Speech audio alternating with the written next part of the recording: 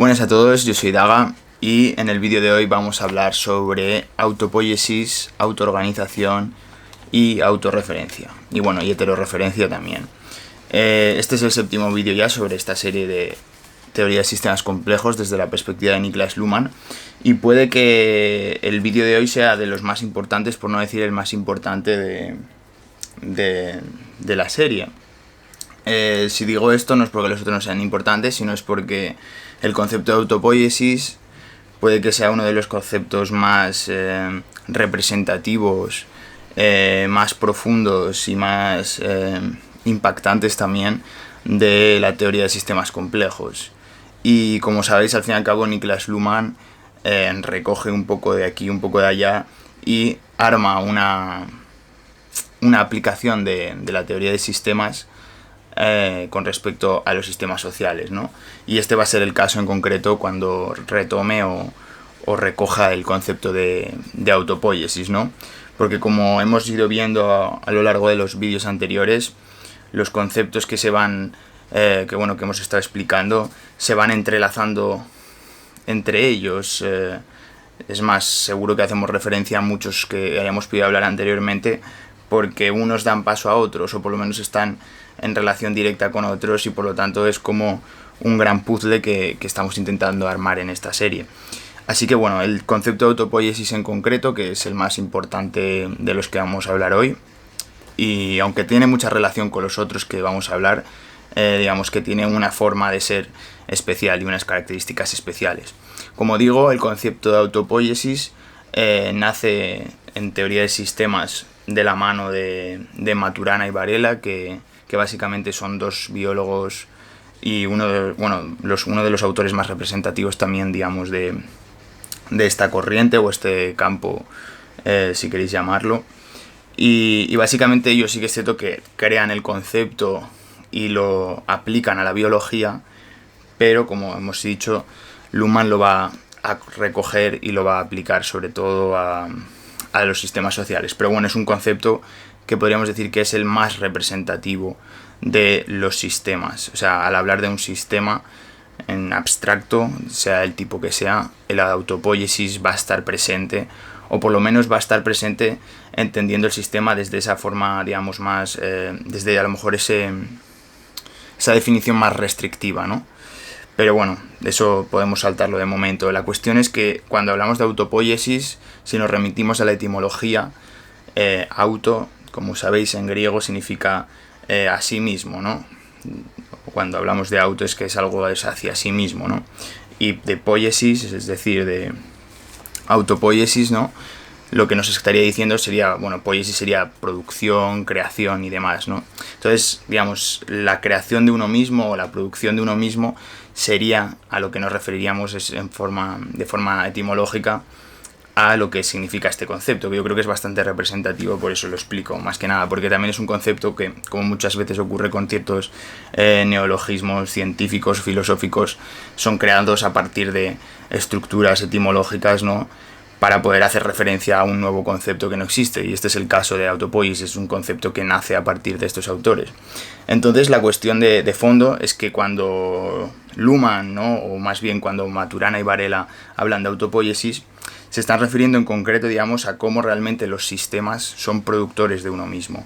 Es decir, cómo el sistema crea a partir de sí mismo, o más bien cómo el sistema produce una serie de elementos internos a su propio funcionamiento del sistema que, por así decirlo, hacen que el sistema siga existiendo o siga perseverando en sus propios mecanismos, en su propia sistematicidad, podríamos decir, ¿no? Podemos decir que es un concepto circular el de autopoiesis, es como el sistema crea, pero se crea a sí mismo y se cierra, ¿no? Entonces el sistema tiene que estar constantemente creando aquellos elementos que son constitutivos de él para poder persistir, porque de lo contrario el sistema se rompería o por lo menos no estaría cerrado operativamente, como hablamos en el vídeo anterior, ¿no? El concepto de cierre operativo vemos que tiene una relación muy directa con el de autopoiesis. Sí que es cierto que en el anterior vídeo no lo quise adelantar porque veía que cada uno tiene mucha amiga y prefería tratarlo en vídeos separados, ¿no? Pero si recordamos, el cierre operativo implica que los sistemas están cerrados sobre sus propias operaciones y por tanto todo aquello que rebasa las operaciones del sistema solamente puede ser traducido al sistema a partir de sus operaciones. No es que esté aislado, sino que está, o más bien está aislado simplemente en un sentido operativo, pero a la vez está en contacto con el entorno y este entorno influye en el sistema, ¿no?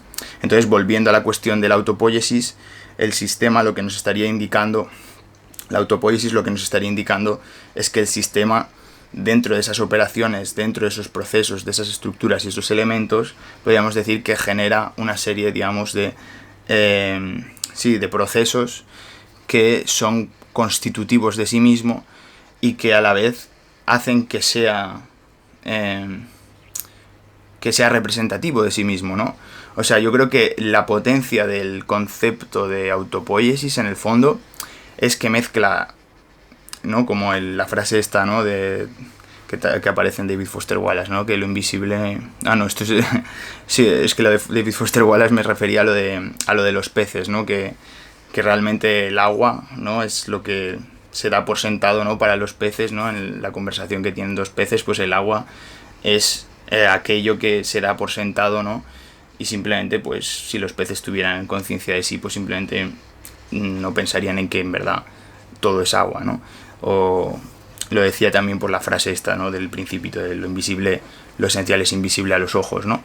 Pues muchas veces, también a veces un concepto revolucionario o una idea revolucionaria a veces parece evidente en el momento que te das cuenta de ella. Y yo creo que esto ocurre con la autopoiesis. ¿Por qué? Porque en el fondo es un concepto que podríamos decir que es tautológico. Me refiero, cuando hablamos de que un elemento se crea a sí mismo, o que los procesos que están internos a él son por así decirlo, creados por sí mismo, podemos decir que es algo que es casi evidente, ¿no? Es el hecho de que una cosa sea de una determinada manera, digamos, lo que hace que esa cosa sea así viene por los procesos de esa propia cosa, pero esa propia cosa no podría ser así si no fuera por esos procesos. Entonces vemos que ahí está un poco esa especie de paradoja, pero que a la vez no es una paradoja porque se cierra sobre sí misma, ¿no? Entonces la autopoiesis justamente implica esa tensión, ¿no? entre algo que ha sido, o sea, que tiene un funcionamiento que se genera a sí mismo y que solamente bajo ese funcionamiento puede funcionar, o sea, simplemente solo bajo el hecho de que continúe produciéndose a sí mismo, digamos, puede realmente continuar existiendo, ¿no? Entonces esto puedes, por poner ejemplos, solamente en un sistema de tipo biológico, pues las células, ¿no? Crean otras células, ¿no? O son digamos, es el propio sistema el que produce esas células que a su vez componen el propio sistema. O en el sistema psíquico son los propios pensamientos los que producen otros pensamientos. Y entonces eso en cierto modo crea ese ecosistema que sería el ecosistema, ¿no? Que es el propio sistema, que los pensamientos crean otros pensamientos y a su vez eso genera o produce el propio sistema, ¿no? Se produce a sí mismo a partir de los elementos. O en un sistema jurídico, ¿no? Si producimos una serie, digamos, de leyes, ¿no? O de sentencias, eso lo que hace es armar o constituir los procesos internos que hacen que el sistema sea el jurídico y no sea otro sistema, ¿no?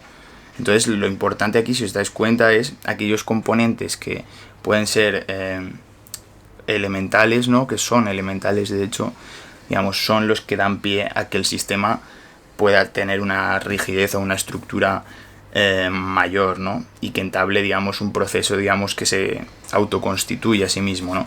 Una de las cosas que podemos darnos cuenta, ¿no? Porque como hemos dicho, vamos a hablar de autopoiesis, autoorganización y autorreferencia, aunque también heterorreferencia. Si os dais cuenta, el prefijo auto va a estar presente en estos tres conceptos. Y esto no es algo casual, es porque básicamente cuando hablamos de teoría de sistemas y analizamos el sistema y su funcionamiento, hay cierta cerrazón, ¿no? Más bien hay un cierre operativo, como dijimos, y en ese cierre operativo, ese universo, podríamos llamar, o esa dimensión que es el sistema que analizamos, se mueve por procesos que son internos a sí mismo, ¿no? Es como si nosotros nos metiéramos dentro del sistema para entender ese sistema, ¿no? Es como si elimináramos esa mirada subjetiva o de un observador externo para meternos en la mirada propia del sistema, para entender el funcionamiento desde dentro. Es decir, el hecho de que un funcionamiento se genere de una manera no requiere que una persona lo observe, en el sentido de que el funcionamiento es así y no es de otra manera. Por lo tanto, me refiero a que un corazón bombee no necesita ¿cómo decirlo? No necesita la aprobación del científico, del médico que dice esto es así porque lo digo yo. No, el corazón bombea.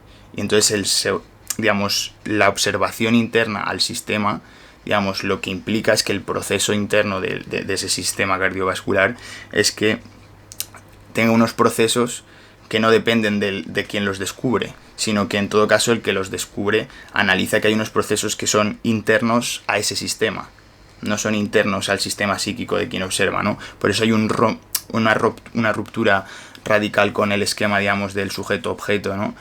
Y por lo tanto trata, digamos, de dar un salto a una interpretación, digamos, más basada en el individuo o en el observador, ¿no?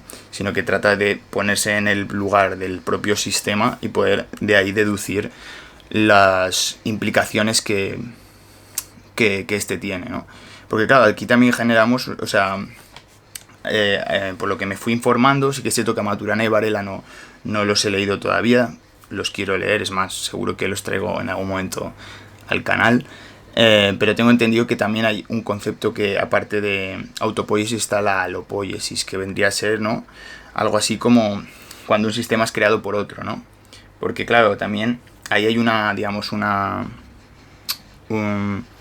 tensión, ¿no?, entre el hecho de que, por así decirlo, un sistema psíquico, digamos, en sí mismo funciona por sí mismo, no necesita de otro, ¿no? Pero a lo mejor podríamos hablar de ciertos sistemas técnicos que han tenido que ser creados por una persona y que esos sistemas funcionen. Aún así, de todas formas, yo esto me gustaría estudiarlo más tranquilamente o de una forma más sosegada, porque incluso aun siendo creados por sí mismos, es cierto que los procesos de funcionamiento de cualquier sistema, incluso de cualquier tecnología, creo yo, que se reproducen a sí mismos. Que eso sí que es cierto que, por ejemplo, en la inteligencia artificial podemos incluso decir que es autopoiética, ¿no? Que aprende, ¿no?, de sí misma y por lo tanto genera procesos por sí misma, ¿no? Pero a lo mejor en el momento que pensamos en algo más rudimentario, como podría ser no sé, pues un libro, ¿no? Un libro que digamos que es un proceso, o sea, digamos un sistema que depende de una creación externa de una persona, ¿no? Y que en cierto modo está ya dado en el mundo, ¿no? Una vez está creado, está dado. Entonces, esa autopoiesis sobre sí misma, digamos, como que ahí veo que a lo mejor desde el punto de vista de Luhmann tengo entendido, por lo que he interpretado, digamos, como que hay una complejidad, ¿no?, a la hora de que no todo es un sistema para Luhmann. Para Luhmann todo sistema tiene que ser autopoiético. Sin embargo, para otros autores, digamos, de teoría de sistemas, ¿no?, anteriores, no necesariamente todo sistema tiene que ser autopoiético, ¿no? Sino de lo contrario dejaríamos fuera sistemas que a lo mejor podrían ser creaciones o producciones, ¿no?, cogiendo el concepto de poiesis, producciones, ¿no?, que han sido de otra persona, ¿no?, o sea, de un humano, ¿no?, o de un individuo, ha creado un sistema en concreto. Y por lo tanto no se estaría teniendo en consideración ese tipo de sistema que a lo mejor no es tan autopoiético, o por lo menos su autopoiesis no es tan evidente, ¿no? Porque dependería, digamos, de un tercero para su funcionamiento o para su reproducción, ¿no? Así que bueno, la cuestión aquí que remarcaré, y ya por último sobre la autopoiesis, es que lo que tenemos en cuenta es que la autopoiesis requiere del cierre operativo, ¿no? Por eso os lo mencionaba antes. No podemos imaginar, digamos, un sistema autopoiético sin un cierre operativo, porque de lo contrario, los propios elementos que se generan dentro del sistema, digamos, se chocarían, por así decirlo, con el exterior, ¿no? Digamos, esa diferencia entre sistema y entorno se traduce en que las operaciones del propio sistema se producen a sí mismas, ¿no? Y es por eso que las células son del propio sistema, en un sistema biológico, y por lo tanto no son otro sistema distinto, son ese sistema que tiene unas determinaciones y unas relaciones internas. Por lo tanto, el cierre operativo está muy ligado a la autopoiesis porque hay una relación estrecha, digamos, a la hora de construir o de dibujar, digamos, la forma que tiene el sistema y las relaciones que éste tiene. Pero bueno, vamos a dejar de lado ya el concepto de autopoiesis porque creo que hemos tratado aquello que considero esencial y vamos a hablar ahora mismo del concepto de autoorganización, que también es un concepto muy interesante. Sí que es cierto que a priori puede parecer que son dos conceptos distintos, o sea, dos conceptos muy parecidos, perdón, porque sí que es verdad que tienen bastante que ver, es lo que hablamos, también tiene ese sentimiento, o sea, tiene ese prefijo auto, ¿no? Que básicamente lo que nos haría referir es que es hacia el propio sistema. Cuando decimos que un sistema se autoorganiza, lo que justamente estamos diciendo es que el orden que ese sistema tiene depende de sí mismo, no depende de un tercero, no depende de un observador externo. Digamos que si por un lado la autopoiesis, por eso vamos a diferenciarlo porque pueden parecer similares, ¿no? Si por un lado la autopoiesis se produce a sí mismo, es decir, las estructuras, los procesos que se generan desde sí mismo, ¿no? Como podríamos incluso imaginar un huevo, ¿no? Un huevo, digamos, desde sí mismo está cerrado sobre sí mismo. Entonces, para que nazca el pollo tiene que haber unos procesos internos al propio huevo que pueden dar cabida a ese pollo, ¿no? Para que pueda generarse un pollo, ¿no? Digamos, tiene que haber todo ese sistema interno a que se puedan producir los elementos, ¿no? Para que genere un pollo. Sin embargo, esos elementos no tienen que ser arbitrarios, tienen que estar organizados, ¿no? Y ahí está el punto de la autoorganización, es decir, la forma en que las estructuras de un sistema están organizadas o pueden ser organizadas, digamos, depende de cómo se distribuyen dentro del propio sistema. Es decir, esas operaciones pueden ser múltiples, no son estáticas, son dinámicas y a la vez son contingentes, por lo tanto siempre puede haber unas operaciones que puedan distinguirse de un sistema u otro o dentro de la posibilidad de que esas operaciones cambien con el tiempo, ¿no?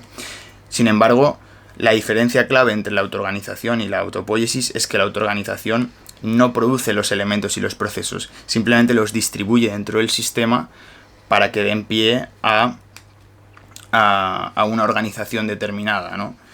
Y por lo tanto, digamos, como que esa configuración, digamos, sea de un tipo y no de otro tipo, ¿no? Por lo tanto, eso es lo que podríamos decir que también pondría una pieza más dentro de lo que es la creación de un sistema, ¿no? Si ponemos un sistema, o sea, si pensamos en un sistema cualquiera, no sé, pongo de ejemplo otra vez el sistema jurídico, pues no solamente implica que haya unos procesos que deben ser creados con la autopoiesis, es decir, una serie, digamos, de elementos que se crean en ese sistema para poder asegurar una jurisdicción, ¿no? Para poder,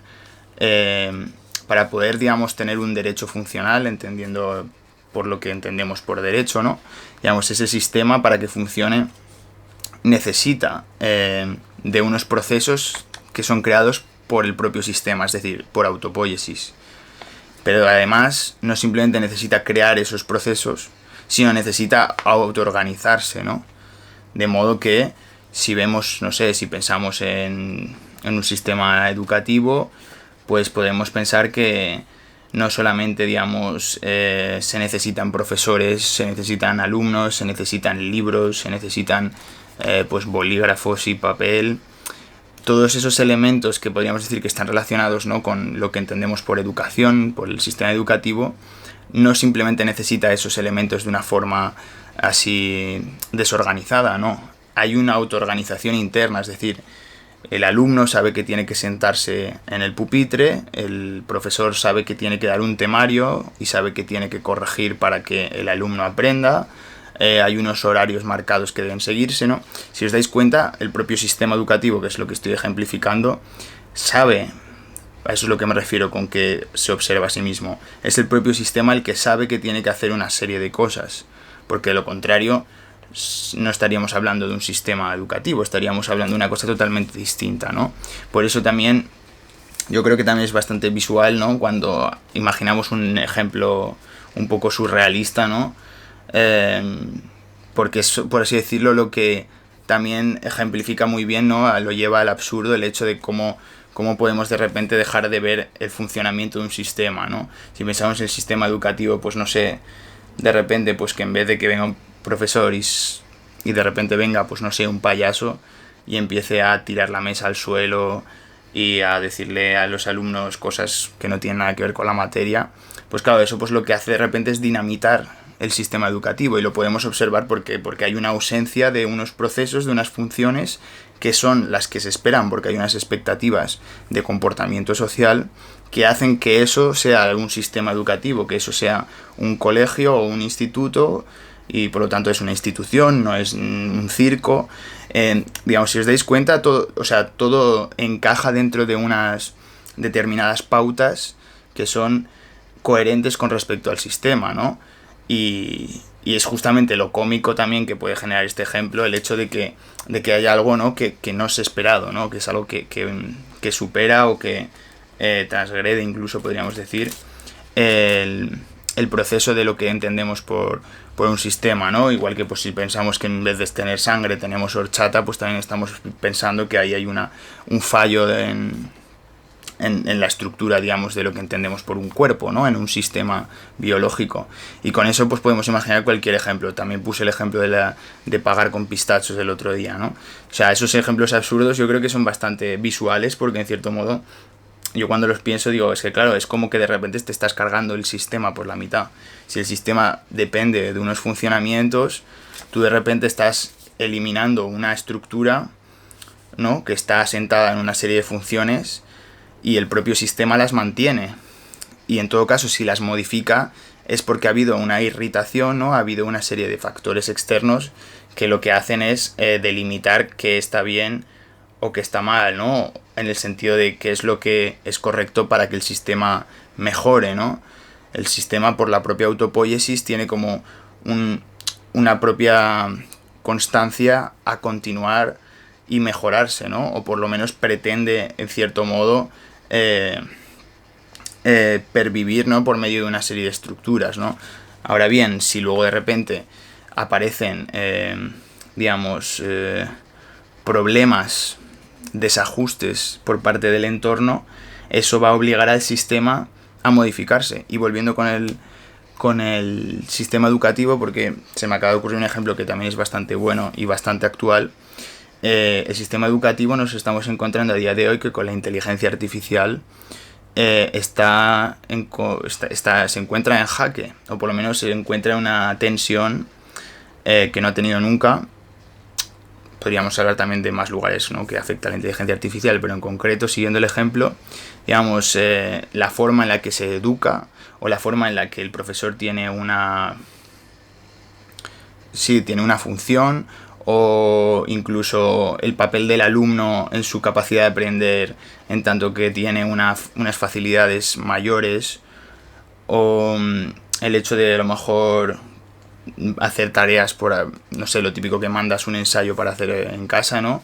Pues eso es algo que de repente va a obligar a modificar el modo de examinar y el modo de educar, el modo de, digamos, de poder porque al fin y al cabo lo que hace un profesor o lo que pretende es transferir una serie de conocimientos al alumno para que el alumno sepa sobre eso y por lo menos le pueda servir, ¿no? O por lo menos lo tenga en consideración, o eso de forma ideal, ¿no? Al alumno, ¿no? Bueno, la cuestión de fondo que quiero transmitir es que un desajuste de ese tipo, como puede ser la inteligencia artificial en el sistema educativo, lo que va a obligar a día de hoy es a repensar, a modificar las estructuras, porque de lo contrario no tiene ningún sentido mantener un modelo que está caduco, que está desfasado, que ya no tiene sentido en el momento que una inteligencia artificial puede hacer algo por ti que antes no había manera que lo hiciera. Un ejemplo de ello puede ser un trabajo fin de grado. Ahora mismo tengo entendido que hay inteligencias artificiales que te pueden hacer en 5 minutos un trabajo fin de grado sin que tú te des cuenta, o sea, sin que el profesor se dé cuenta realmente que eso ha sido hecho por una inteligencia artificial.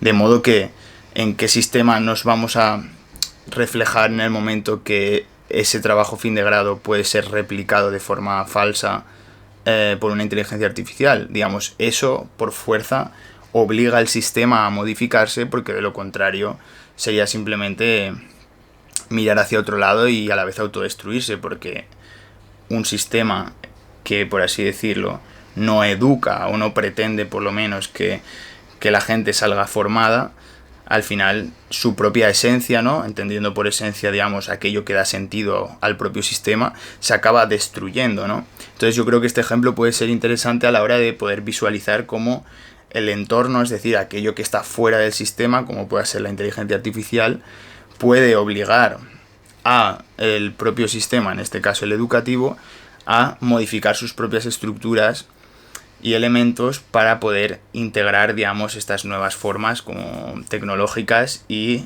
que no se lleve consigo pues todo el sistema, ¿no? Porque al fin y al cabo es un poco reinventarse o morir. En todo sistema o se adapta o muere. Entonces esta cuestión de la adaptabilidad es lo que en el fondo hace la autoorganización, es decir, hay una flexibilidad en la forma en la que se organiza.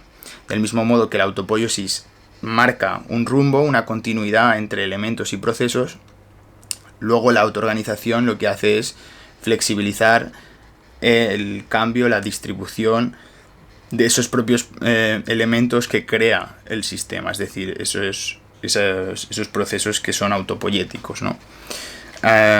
Así que bueno, eso por un lado también. Ahora os hablaré de la autorreferencia, que es el que nos falta, que tiene... Es que autorreferencia y heterorreferencia los voy a tratar juntos porque al fin y al cabo son muy similares, o por lo menos tratan el mismo punto.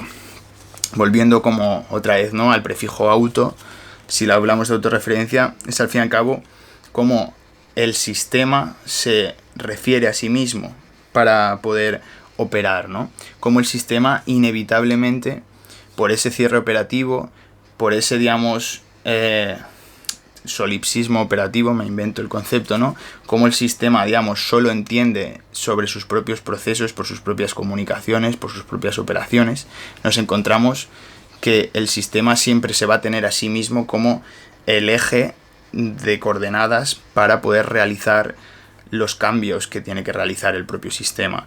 Digamos que el sistema tiene una coherencia interna, tiene una serie de... O sea, tiene una historia, es decir, tiene un progreso, digamos, podríamos decir que el sistema está en el tiempo, ¿no? O por así decirlo, se modifica a lo largo del tiempo y por lo tanto lleva consigo una serie, digamos, de memoria, ¿no? O de... Sí, una memoria en el sentido de que mantiene unas estructuras a lo largo del tiempo y a la vez modifica esas propias estructuras, ¿no?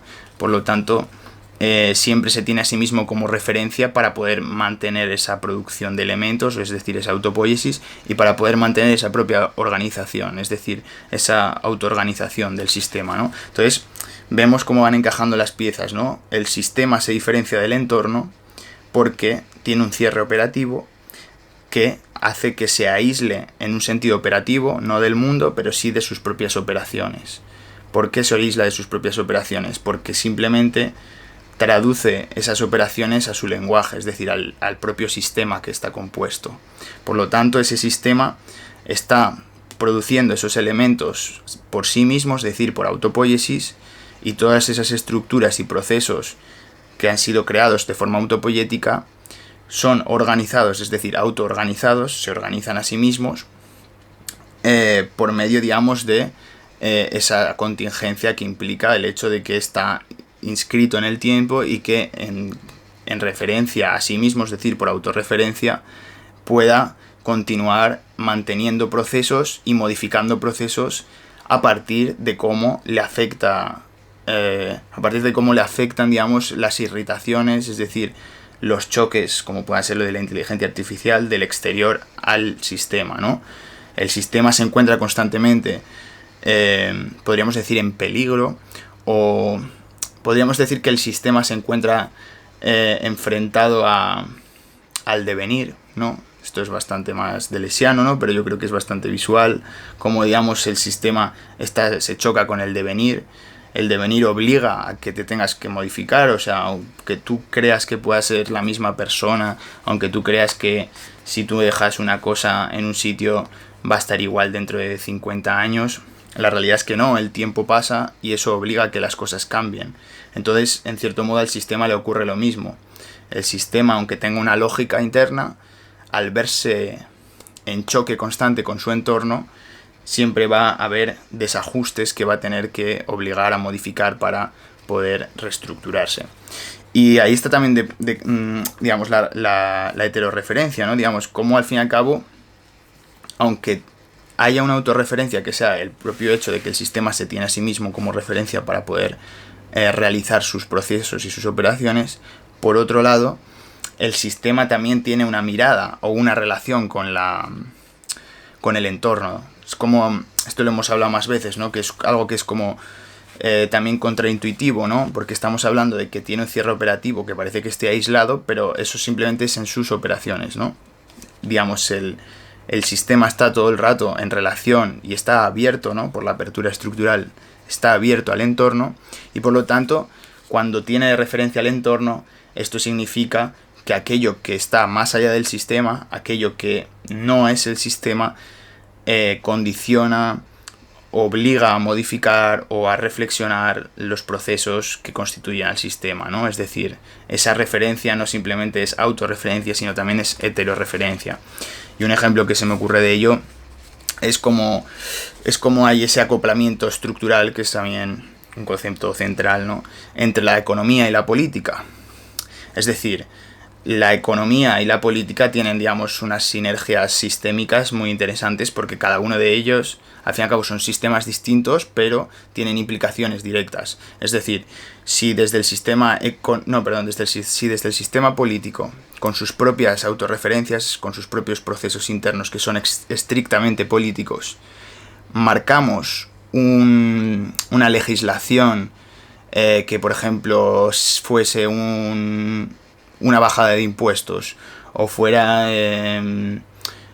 una creación de ayudas, ¿no? Para, pues no sé, para el emprendimiento o cualquier tipo, digamos, de política que esté relacionada con la economía, lo que nos estamos encontrando es que el propio sistema político está entablando una relación con el sistema económico, es decir, esa heterorreferencia se está entablando con la autorreferencia propia del sistema político y está traduciendo al lenguaje político, es decir, al sistema político, operaciones estrictamente políticas las está llevando a su terreno en coordinación con lo que se espera que va a ser la economía, o sea, el sistema económico. No sé si me explico, digamos que como la propia política simplemente es un sistema político, pero está en relación con otros sistemas, en este caso el económico, la influencia que va a generar en el sistema económico va a estar mediada por operaciones estrictamente políticas, porque que se eliminen impuestos, ¿no? Que haya una bajada del IVA, por ejemplo, eso es una decisión política estrictamente, y solamente desde esa decisión política puede tener unas consecuencias económicas, ¿no? En el sistema económico. Entonces vemos cómo esa relación entre sistema y entorno y entre acoplamiento estructural entre dos sistemas es más visual, ¿no? Es más visual porque realmente hay dos sistemas cerrados operativamente, como puede ser el económico y el político, pero que sin embargo traducen en sus operaciones aquello que los pone en contacto. Es decir, esa bajada de impuestos, ¿no? Que es una decisión política, implica que, pues, fiscalmente y a nivel, digamos, de ahorro, pues la gente, pues, tenga más dinero en su bolsillo. Puede que también implique económicamente, pues que a lo mejor ha habido recortes a nivel del gasto del Estado y eso se puede traducir en otro tipo de cuestiones, etcétera, etcétera. Pero si os dais cuenta hay una traducción, hay una correlación entre un sistema y otro y cómo uno se relaciona con el otro. Y bueno, eso es un poco todo lo que os iba a hablar hoy. Al fin y al cabo, este capítulo, bueno, pienso que en general está siendo una serie bastante densa. Espero que se entienda o que os esté gustando. A mí me interesa mucho, sí que es cierto que, como digo, es algo apasionante la teoría de sistemas, pero también es algo complicado, que uno tiene que reparar en cada concepto, tiene que reparar en cómo se relaciona con el resto, pero sí que cuando uno va cuadrando, va uniendo los puntos, se da cuenta de que todos los conceptos tienen una potencia muy grande y sobre todo generan una estructura, digamos, interpretativa que es muy interesante a la hora de poder analizar los diferentes procesos y sobre todo los diferentes sistemas que nos envuelven, ¿no? Y en el capítulo de hoy, sobre todo la autopoiesis, que es el concepto más central, pero todos los que hemos hablado que están muy relacionados con él, vemos que vamos adquiriendo una imagen global de lo que son los sistemas, que es la teoría de sistemas, y por qué hay una complejidad inherente, ¿no?, en las capas que se relacionan entre sí, ¿no? Porque la propia naturaleza, digamos, de la existencia, podríamos decir, es compleja porque tiene muchas capas de significado, tiene muchas relaciones internas, y eso se visibiliza muy bien desde la teoría de sistemas, porque justamente se trata de entender el funcionamiento de los sistemas que componen el mundo, ¿no? Así que bueno, si os ha gustado el vídeo, agradecería vuestro like y nada, nos vemos en el próximo. Chao.